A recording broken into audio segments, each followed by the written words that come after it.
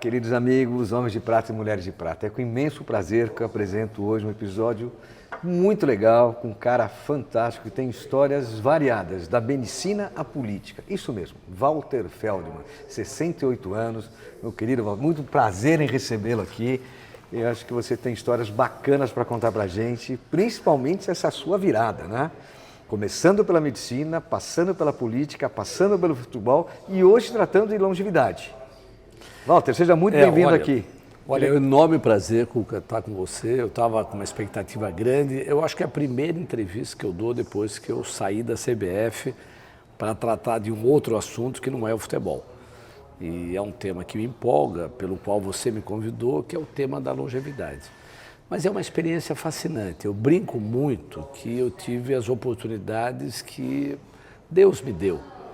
O fato de ser médico para poder tratar das questões relativas à vida e à morte, o fato de ser político para entender a complexidade da sociedade e o poder, e depois o futebol, que é o instrumento mais poderoso das paixões. Aqui pelo menos, né? Aqui pelo menos. Eu acho que no mundo inteiro. É, acaba sendo. No mundo inteiro, você vê... Tirando o mercado americano, né? Não, o povo russo está absolutamente desesperado com essa perspectiva da seleção russa não participar da Copa do Mundo. Isso cria impopularidade para o Putin adicional à guerra.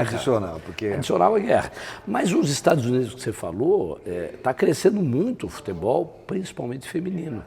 E eles também têm uma expectativa de crescer o futebol masculino, eu trabalhei que não no é o mais Sport, forte. que foi o primeiro canal, né, os primeiros projetos de futebol feminino na década de 90, 95.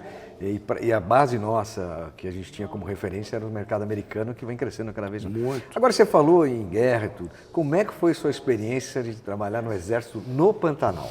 Maravilhosa. Eu diria para você, naquela época, foi na década de 70, 1977, quando eu me formei, havia um trabalho, a chamada classe média brasileira, de que quando os filhos fossem convocados, se dava um jeito deles serem dispensados. Eu tinha um sentimento exatamente contrário. Eu achava uma experiência extraordinária, conhecer a realidade do Brasil. Então, quando eu fui chamado, eu não fiz nenhum movimento para não ir, e eu pedi para ir para o local mais distante possível do Brasil. Então, eu fui de São Paulo para o Mato Grosso, e do Mato Grosso eu fui para a fronteira com o Paraguai e Bolívia. Isso que na década de 80? 78. Logo que você se formou? Logo, imediatamente. Eu fui como recém-formado, portanto, com uma experiência na medicina ainda, eu diria, embrionária, mas nós tivemos que enfrentar uma realidade muito difícil. Era mato, era fronteira, rio, e o Pantanal, com enormes distâncias. Quase ninguém conhecia, né? Não, ninguém. E era o local, Forte Coimbra foi essa unidade, era o local que foi palco da Guerra do Paraguai, porque é um entreposto entre Paraguai, Bolívia e Brasil. Então, eu tive experiências extraordinárias de medicina e de conhecimento da realidade do Brasil e do próprio Exército. Você é clínico geral, né? Naquela época, recém-formado, você faz tudo. Por exemplo, eu fiz cirurgia de mama, eu fiz cirurgia oftalmológica, eu fiz grandes campanhas sanitárias de saúde quando pública. tem um cara que pisca o pé, pisca o dedo, mexe o dedo no pé. Provavelmente. Mas você sabe que eu tentei, eu mandava para Campo Grande e voltava. Então, o soldado tinha que ter uma solução. Lá nós pegamos, numa madrugada, uma parturiente, uma grávida de 9 meses, pélvico, que nós tivemos que fazer uma cesárea, 2 da madrugada, sem sala cirúrgica, sem anestesista, e se não fizesse ela e a criança morreriam. Quase nós morremos, porque foi uma loucura. Você ficou quanto tempo lá? 1 ano, exatamente 1 ano. Eu entrei como aspirante de tenente, aspirante oficial, e saí como primeiro tenente. Se tiver guerra, o Brasil for convocado, eu sou chamado como capitão. Não, agora a gente segura pelo amor de Deus. Ele vai lá e fala, você é um homem de prata, não vai nada disso, deixa o cara quieto aqui. Não, eu queria que Rússia e Ucrânia resolvam logo. Não, ele tem uma missão para cumprir aqui no Homem de Prata, parar com isso. Antes de passar para a política, que eu queria saber como é que você entrou, eu queria fazer um agradecimento especial para a Água Prata, para a Fernanda Gabriel, que vocês estão vendo aqui. Então vou tomar Água Prata isso, aqui. Um golinho da nossa Água Prata. A todos que nos seguem, E não se esqueçam de se inscrever no canal, compartilhar, colocar o sininho, ir nas nossas redes sociais, que a gente está fazendo um trabalho muito legal, como pessoas bacanas que vêm aqui, como Walter Feld, e também agora as Mulheres de Pratas que têm nos prestigiado. Se vocês estiverem ouvindo algum ruído, é porque nós estamos no ambiente, estamos aqui na estrutura da Fernanda Gabriel, aqui nos escritórios dela. Então ela é um escritório totalmente aberto, então algum barulho, algum ruído vocês vão ver. Mas para vocês verem que aqui é tudo natural e a gente não tem nenhuma preocupação com os ambientes que a gente grava. Então aqui se tiver um barulhinho, tem um barulho do café, de uma máquina, é coisa real. É legal que vocês vão ver não só nesse episódio, mas em todos os episódios.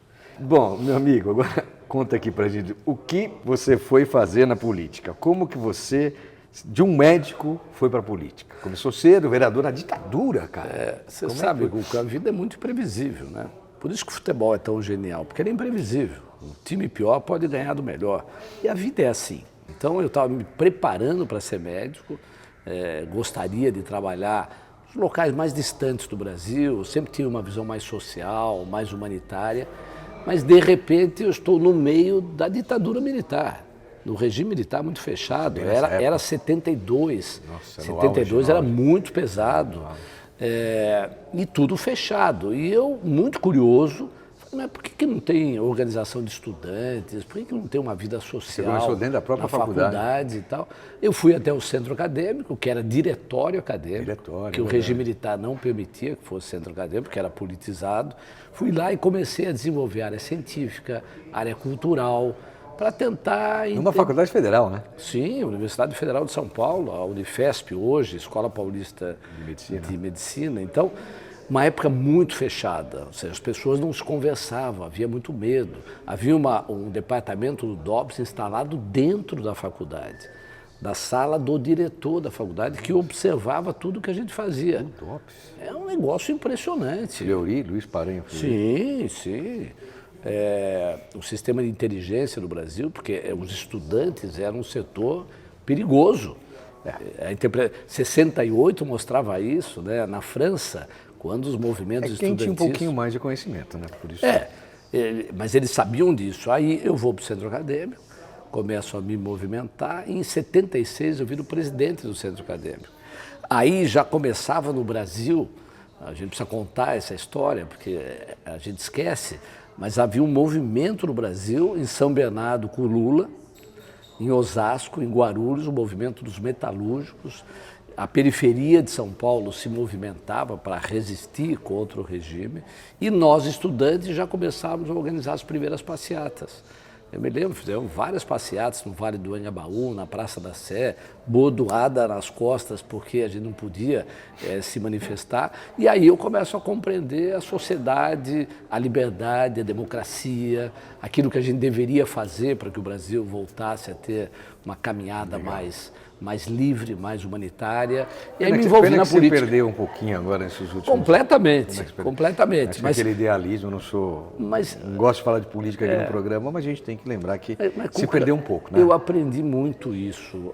O processo civilizatório, ele não é uma curva ascendente. Às vezes ele tem uma queda profunda, como a Segunda Guerra. Que profunda. Não, mas a Segunda Guerra, a Alemanha era um país extraordinário. Filósofos, pensadores, artistas clássicos, de repente... Músicos. De repente acontece aquilo. Quem imaginaria que a Rússia invadiria a Ucrânia no palco europeu da Segunda Guerra Mundial? É inaceitável. Sem propósito justificado. Né? Sem propósito, ou seja, a morte de uma criança já injustifica a realização dessa guerra, cujo diálogo, cuja diplomacia poderia ter resolvido.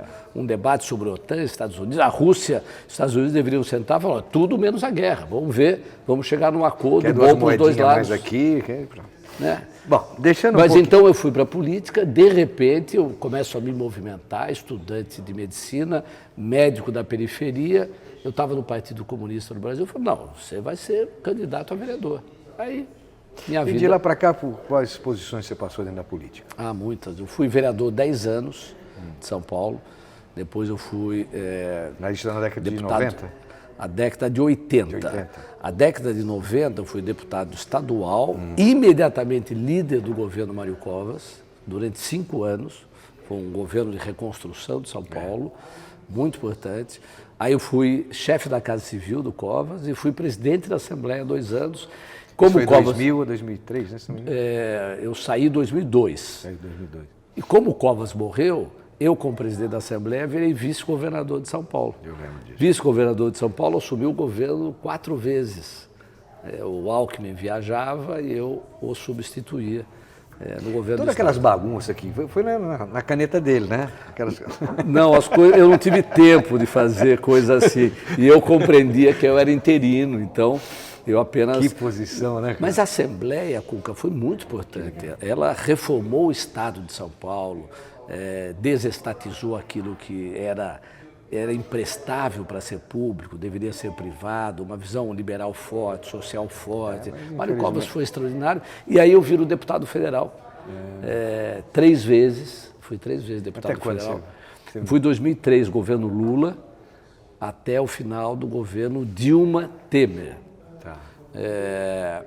Mas aí, como deputado federal, eu fui secretário das subprefeituras aqui de São Paulo, no governo Serra, e secretário de esportes no governo Kassab. Municipal, né? Municipal. Aí eu fiquei 1 ano em Londres estudando a organização dos Jogos Olímpicos para trazer a ideia dos grandes eventos para o Brasil. Aí eu saí do PSDB, porque achei que o PSDB já estava no movimento de mudança dos seus princípios originais, e eu assumi a coordenação da campanha da Marina Silva, a presidente da República. Foi o meu último movimento político. Mas você partiu para um movimento muito mais legal que a CBF. Então... Isso acha que você fala tanto de humanizar as pessoas, né? Trazer mais... Você gosta do ser humano, né? Como você me falou particularmente. Todas as atividades que eu fiz foram ligadas ao ser humano, todas. Você vê, são mudanças profundas. Isso é legal. Mas tudo tem como centro o ser humano.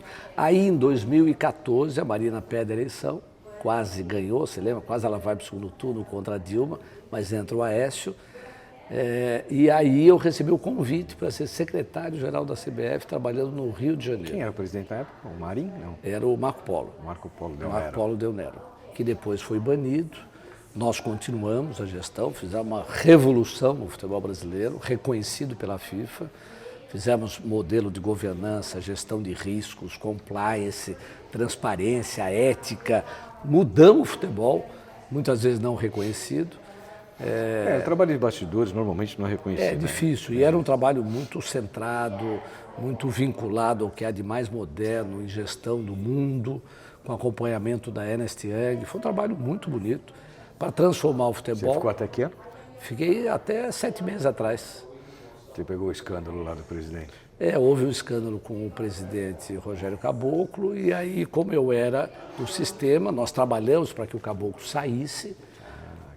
Nós fizemos um movimento da diretoria para que o Caboclo saísse, porque estava dessintonizado com aquilo que a gente tinha construído, e ele próprio tinha construído também, mas houve um desvio comportamental, não houve um desvio de corrupção, nada disso. Foi pessoal. Passou. Foi pessoal. Você Passou, ficou feliz? Você ficou feliz trabalhando lá? Foi uma experiência Fiquei bacana? muito feliz, ou seja, eu faço as coisas com alegria, porque como tem a questão do ser humano central, para mim é sempre bom. Aí vim para São Paulo, dei um pequeno sabático, fui conhecer a Chapada dos Veadeiros, que é um lugar extraordinário, patrimônio da humanidade, fiz muita reflexão, meditação. Quanto tempo você ficou lá? Fiquei 2 meses. Pô, você ficou um ano em Londres... Gostei das suas reflexões. Não, muito interessante. Agora, me falando em reflexão, Dalai Lama, o que isso representou na sua vida? Muito. Você sabe por quê? Que ano que você foi? Fui lá em 2007. 2007. O que aconteceu? Quando eu era presidente da Assembleia, houve a explosão das Torres Gêmeas.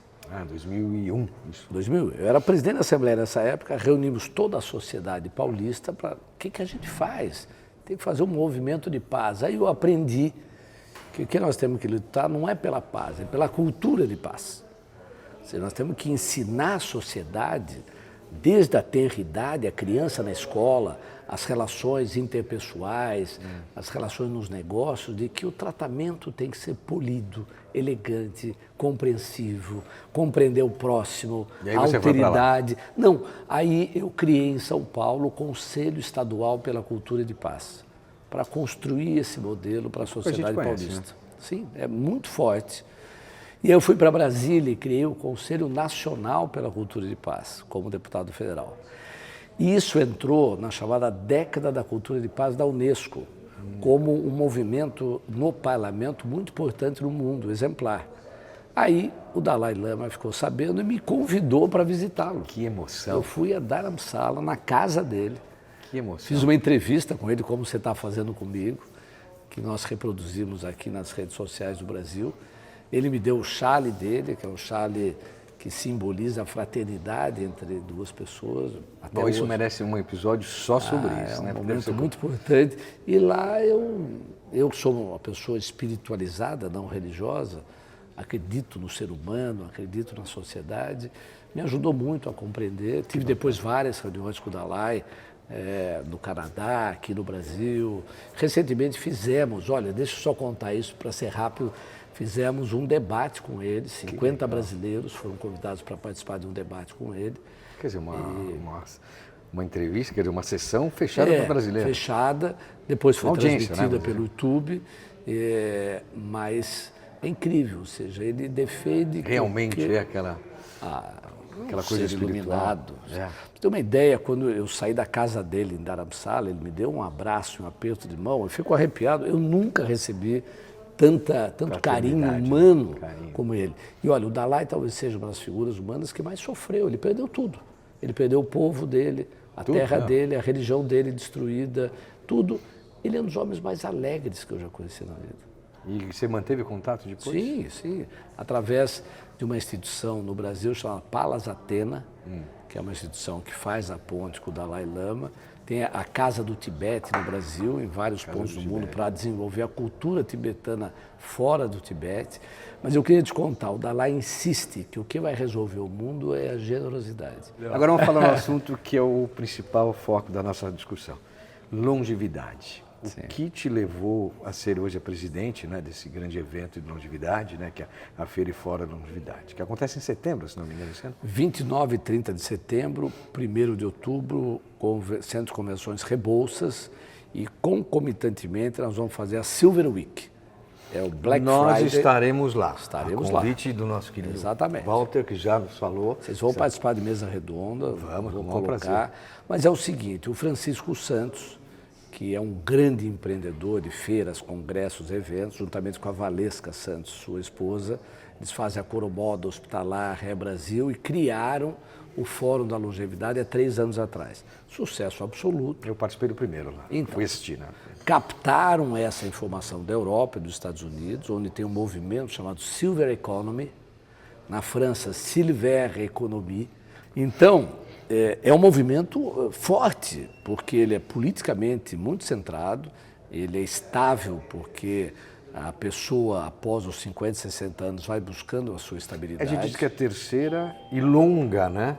Fase da vida, porque antes era curta, agora... As Blue Zones hoje tem dezenas de pessoas centenárias, isso está crescendo muito no mundo, qualidade de vida, alimentação, atividade física, está levando... Hoje nós somos quase 30% da população brasileira acima... 55 milhões de brasileiros acima de 50 anos. Então, você imagina, a Silver Week, o grande fórum vai ter 250 palestras sobre todos os temas imagináveis, saúde, educação continuada, empreendedorismo, inclusão digital, finanças.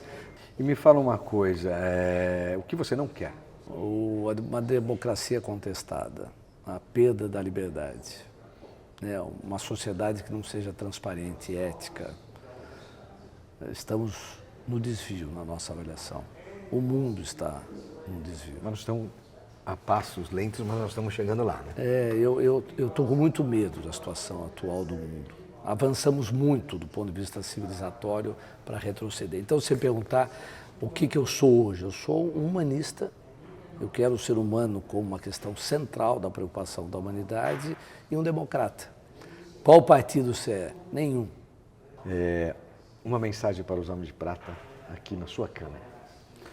Bom, olha, é uma oportunidade especial, é a primeira vez que eu me manifesto numa entrevista tratando desse tema. Eu queria dizer, vá em frente, ou vão em frente, porque nós temos aí uma oportunidade rara. Os grandes movimentos das mulheres tiveram sucesso, da comunidade gay teve muito sucesso, agora é hora da longevidade. Nós, homens de prata, temos que ocupar o nosso espaço na sociedade contemporânea. Legal. Gente, conversamos com o Walter Feldman, essa figura incrível, um cara bacana, simples, né, com um coração imenso, humano. Walter, muito obrigado pelo seu tempo aqui nos Homens de Prata. Espero que todos vocês tenham gostado. Antes de terminar, eu quero lhe dar uma lembrancinha da nossa água prata. Espero que você goste, junto com a sua esposa, que adora um gin tônica. Adoro um gin tônica, é o que ela pede sempre. É que vocês aproveitem, aí você vai encontrar uma relação. Muito feliz, te parabenizar pelo programa, ele é muito agradável, gostoso, como a gente costuma dizer, e sempre que for possível e necessário, estarei aqui presente. Você já faz parte do nosso grupo. Muito bom. Okay. Walter, obrigado. Obrigado. Muito obrigado mesmo. Pessoal, espero que vocês tenham gostado. Não se esqueçam de se inscrever, curtir o canal, tomar água prata. Agradecer também, inclusive, a Fernanda Gabriel, aqui no escritório de arquitetura dela, que foi muito gentil em nos receber. Espero que vocês gostem. Curtam bastante. Homens de Prata, uma geração de valor.